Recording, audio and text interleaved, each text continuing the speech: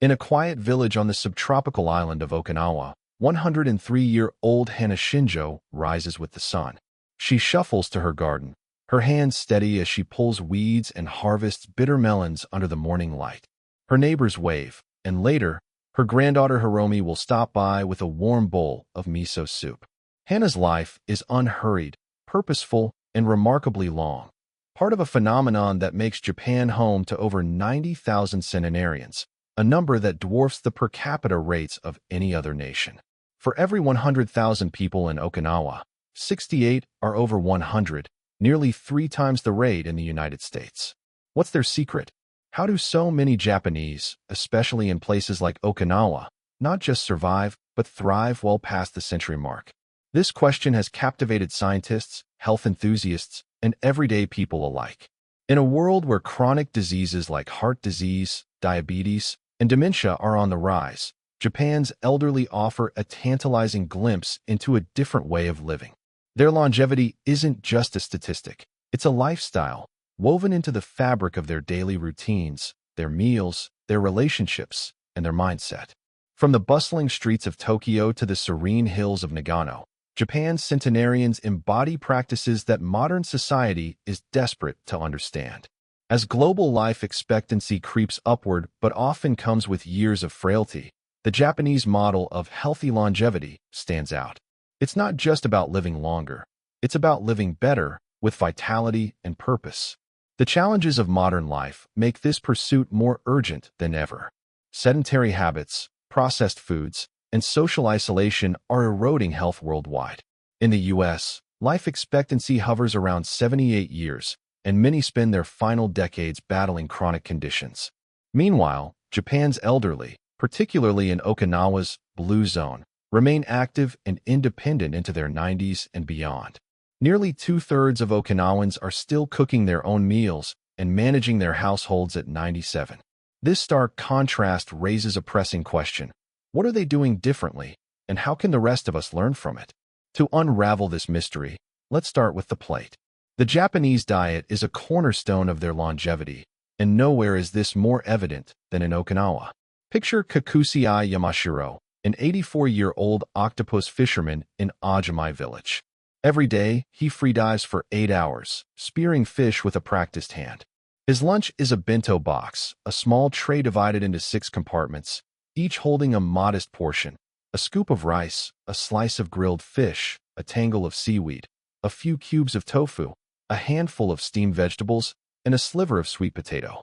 This isn't a special meal, it's just Tuesday.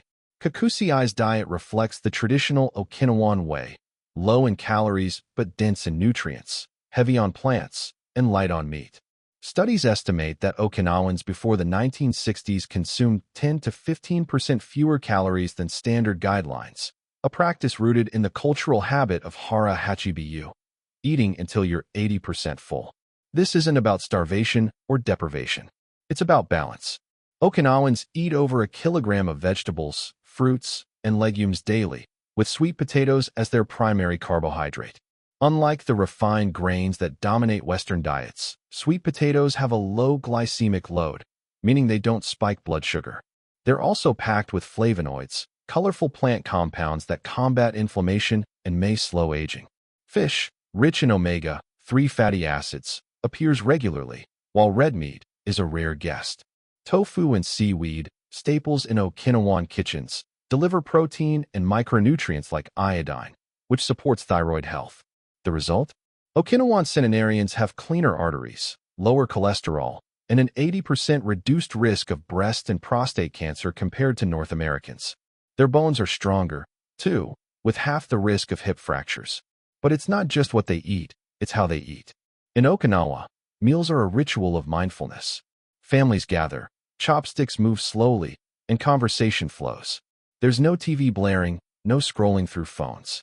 The Japanese practice of eating at regular times, often 3 meals at set hours, syncs the body's internal clock, improving metabolism and digestion. A 2020 study found that 22% of Japanese engage in physical activity at least twice a week for 30 minutes. But for centenarians like Hana, movement is woven into daily life. She doesn't go to a gym. She gardens, walks to the market, and sweeps her porch. These low-intensity activities keep her heart strong and her joints limber without the wear and tear of high-impact exercise. Let's pause here to consider Nobuko Oshiro, a 65-year-old woman who leads a group of women in Ojimi's annual end-of-summer festival. Dressed in vibrant kimonos, they dance under lantern light, their movements fluid and joyful. Nobuko isn't a centenarian yet, but she's on the path. Her secret? Her Moai, a tight-knit group of friends who've known each other since childhood. In Okinawa, a Moai is more than a social circle. It's a lifelong support network. Members meet regularly, share meals, and even pool money to help each other in tough times. This isn't just about companionship, it's about survival. Strong social connections reduce stress, boost immunity, and lower the risk of depression. In Japan, where community and family ties are sacred, loneliness is rare among the elderly. Contrast this with the U.S., where social isolation affects 1 in 4 older adults, contributing to higher rates of chronic disease. The power of Moai is backed by science. Dr. Bradley Wilcox, a geriatrician who studied Okinawan centenarians for over 2 decades, notes that social engagement is a key driver of their longevity.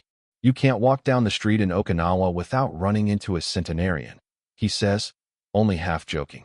His research, part of the Okinawa Centenarian Study started in 1975, shows that Okinawans who maintain close ties with friends and family have lower rates of heart disease and dementia. This isn't unique to Okinawa.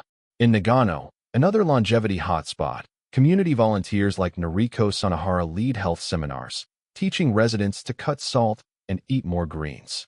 These efforts have slashed stroke rates and boosted life expectancy to 87.2 years for women and 80.9 for men, higher than Japan's already impressive national average. Now, let's travel to Tokyo, where Dr. Shigeki Hinohara, a physician who lived to 105, practiced what he preached. Hinohara was a pioneer of the New Elder Citizen movement, a campaign to keep seniors active and engaged. He walked daily, skipped meals when busy, and swore by Hara Hachibu. But his real legacy was Ikigai, a Japanese concept meaning a reason to live. For Hinohara, it was his work at St. Luke's International Hospital, where he treated patients into his 90s. For others, Ikigai might be gardening, teaching grandchildren, or mastering calligraphy. In Japan, retirement isn't a cultural norm. Many elders stay active in their communities or jobs, giving them purpose and structure. This sense of meaning isn't just philosophical, it's physiological. Studies link Ikigai to lower stress hormones and better immune function. Consider Tomi, a 97-year-old woman from Ojimi who celebrated her Kajimaya, a traditional Okinawan ceremony marking her rebirth into a second life. Tomi's Ikigai is her pottery. Her hands, gnarled but steady, shape clay into delicate vases sold at the village market. She laughs when asked about retirement. Why would I stop? This is what keeps me young. Her story echoes across Japan, where elders like Kane Tanaka, the world's oldest person at 118 until her passing in 2022, stayed mentally sharp by playing board games and solving math puzzles. These activities aren't just hobbies. They're brain workouts that stave off cognitive decline. Diet, movement, community, and purpose form a powerful quartet. But there's another layer to Japan's longevity: mindset. Okinawans approach life with a carefree optimism, what Dr. Wilcox calls a laissez-faire attitude. They don't sweat the small stuff. George Burns, the American comedian who lived to 100, once said, "If you ask what is the single most important key to longevity, I would say it's avoiding worry, stress, and tension." Okinawans would agree. Their slower pace, especially in rural areas, contrasts sharply with the hurry sickness of modern urban life. In Ojimi, time feels elastic. People linger over tea, chat with neighbors, and savor the present. This mindfulness, coupled with practices like Tai Chi or deep breathing, keeps stress hormones in check. But it's not all idyllic. Japan's longevity miracle faces threats. Younger generations in Okinawa are eating more fast food and driving instead of walking, leading to rising obesity rates. The traditional diet, once a shield against chronic disease, is eroding under Western influence. Even so, the elderly cling to their ways, and their habits offer lessons for the world. A 2024 study of centenarians worldwide found that 75% lived in rural areas, where access to fresh produce and green spaces supports health. The Okinawan diet, with its low salt, 1.1 grams of sodium daily, and high antioxidants, mirrors the Mediterranean diet's benefits, lower risks of heart disease, stroke, and cognitive decline. Let's zoom out to Nagano, where a remarkable turnaround shows how policy can amplify personal habits. In the 1980s, Nagano had Japan's highest stroke rates, driven by a diet heavy in salty pickled vegetables called tsukmino. Residents consumed 15.1 grams of salt daily, 3 times the U.S. recommended limit. A public health campaign, led by volunteers like Noriko Sanahara, slashed salt intake, promoted vegetables, and encouraged exercise. By 2010, Nagano's life expectancy surpassed the national average, and stroke rates plummeted. This wasn't just about individual choice. It was about community action, proving that longevity thrives when culture and policy align. Now, imagine applying these lessons elsewhere. Picture a retiree in Chicago swapping burgers for tofu and sweet potatoes, joining a walking group instead of watching TV, and finding purpose in volunteering. It's not about mimicking Japan exactly. Cultural contexts vary, but about adapting principles. A 2021 survey of 100 healthy Japanese centenarians found they ate rice, vegetables, and dairy daily, with 59% prioritizing rice for energy and 45% choosing vegetables for vitamins. They also exercised modestly, averaging 1,609 steps daily, far below the 10,000-step goal peddled by fitness apps, but enough to keep them mobile. These habits are accessible, not extreme. The most compelling insight from Japan's centenarians isn't a single practice, but a synergy. No one factor works alone. Diet fuels the body, movement keeps it strong, community lifts the spirit, and purpose drives the soul. But if we had to pinpoint a game changer, it's Ikigai. This sense of purpose, whether it's Hana's garden, Tomi's pottery, or Hara's patience, gives life meaning. It's not about chasing youth, but embracing age with intention. A 2024 study in Geroscience found that centenarians with a strong sense of purpose had lower risks of physical and cognitive decline, even when battling chronic conditions like hypertension, which affects over half of them. This synergy is Japan's true secret, and it's within reach. Start small. Eat a vegetable-heavy meal, walk with a friend, or find a hobby that sparks joy. The Japanese don't chase longevity, they live it, day by day. Their centenarians aren't superheroes. They're ordinary people who've mastered the art of balance. As Hana Shinjo tends her garden, laughing with her granddaughter, she's not thinking about living to 103. She's just living. And maybe that's the point. So what can we take away? First, rethink your plate. Swap processed foods for whole grains, vegetables, and lean proteins. Try Hara Hachi Bu. Stop eating before you're stuffed. Second, move naturally. You don't need a gym, walk, garden, or dance. Third, nurture relationships. Call a friend, join a club, or start your own Moai. Fourth, find your Ikigai. What gets you out of bed? It could be art, volunteering, or teaching your grandkids to fish. Finally, slow down. Stress is a silent killer. Breathe deeply, linger over meals, and savor the moment. Japan's centenarians show us that longevity isn't about defying age, but embracing it with vitality. Their lives are a blueprint, not a fantasy.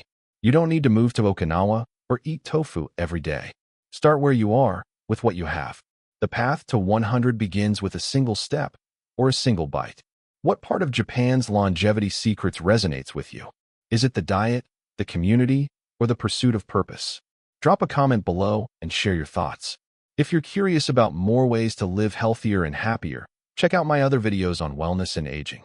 Let's keep the conversation going, because a longer life starts with the choices we make today.